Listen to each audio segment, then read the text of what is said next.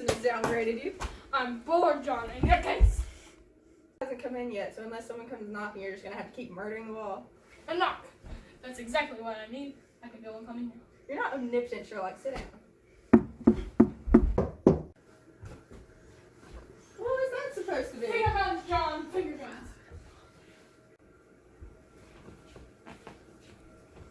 Oh, it's just a letter? Pity. No, just a letter, John. A letter from a client. A desperate client. I don't know. Ah, but you do. See, I really don't. Now read it like a normal person. normal is boring. Interesting. What? Murder. Of course it is. John, we're going to Geneva. You want to tell me why? To save a woman's life. To save a life? I thought you said it was about murder. It's a little bit of both. Why not? To Geneva then? To Geneva.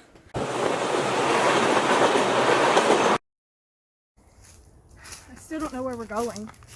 To the crime scene, John. Where else? I don't know, maybe to our client? She's third on the list. Wait, third? Remarkable. What?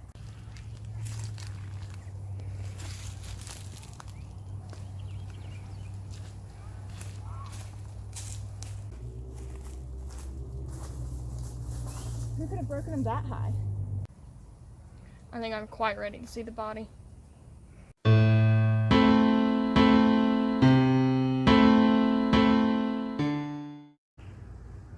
Look at this, John.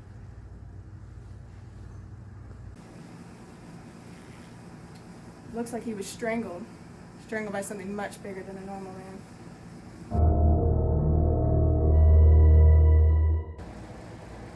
Something was ripped off. Think it was the motive? We shall see. I think it's time to have a talk with the boy's family.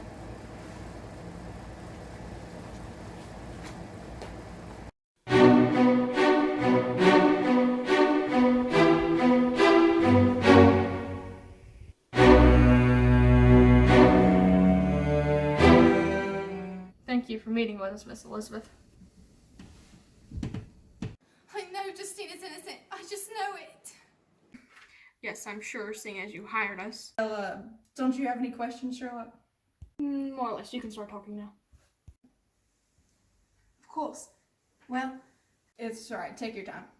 Yes, but do it rather quickly. I was walking with my father when Ernest and William went off to play hide and seek. It was nearly dusk when Ernest came to tell us that his brother was missing. We immediately went searching for him. We went to the house to see if we could find him, but whenever we couldn't find him there, we went into the woods with torches. At the time, I was only worried about his safety and him being lost. But now I only wish that was the case. Yes, I'm sure, but we need facts, timelines, evidence. Do you have any of that? I think it was me. Why is that? As much as I hate to admit, it was obviously Justine. Obviously. Sherlock? Fine. I swear on my life it wasn't her. I know all the evidence is against her, but she wouldn't do it. What evidence? As I was saying, it was obviously her. No one saw her deny the murder, and she was found later with a stolen brooch. And to top it all off, she was completely confused and disoriented the whole time. What more evidence do you need?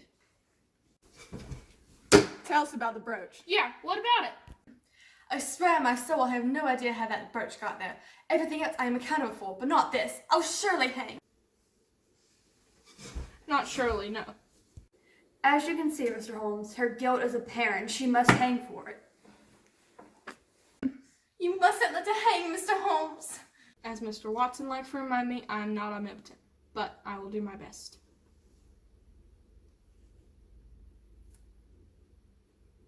I want to see Victor. Have a seat.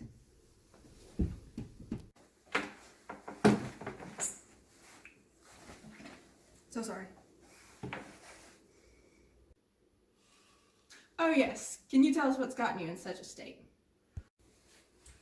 Why, the murder, of course.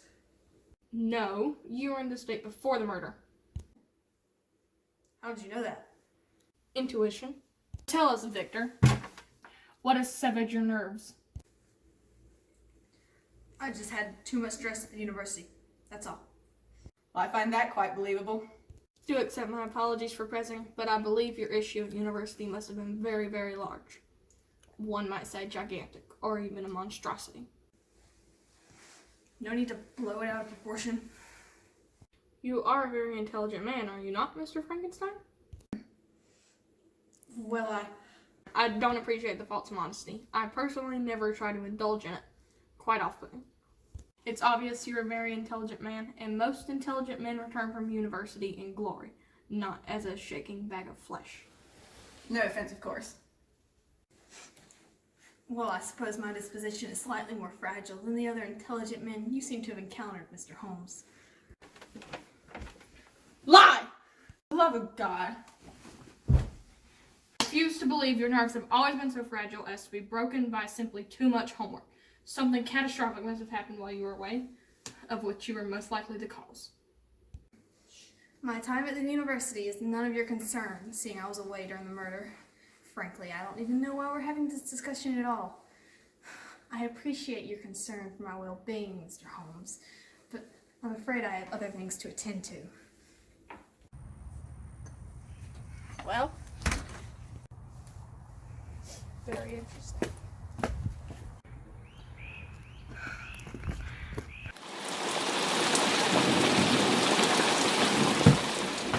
Not only is this unrealistic, it is boring. So have you figured out what happened yet? It doesn't matter what happened. What do you mean it doesn't matter? It's murder.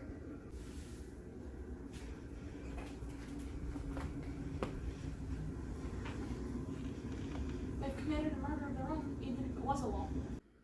Wait, they killed Justine? But she was innocent, wasn't she? Obviously. Well, did you figure out who it actually was? Of course, if the court wasn't so useless, Justine would still be alive. Well, who was it? Victor. He was out of town. Well, not directly, of course, but it's because of him that William is dead. And now Justin. Are you saying he hired someone to kill his own brother? No, it's much worse than that. He created a monster. You mean figuratively, right? No, quite literally. He discovered how to create life, and I do not believe they regard each other fondly. Impossible. Once you eliminate the impossible, whatever remains, however improbable, must be true. Beg your pardon? Doesn't matter. The point is, John, there's a being out there of enormous stature with an even bigger grudge who will doubtless kill again. Yay, more murders. No, John. Not more murders. We're gonna hit the live one this time. Wait, a live murder? No, John. We're going to get Frankenstein's creature. Well, if that's true, we'll be the next victims. I'd like to see him try.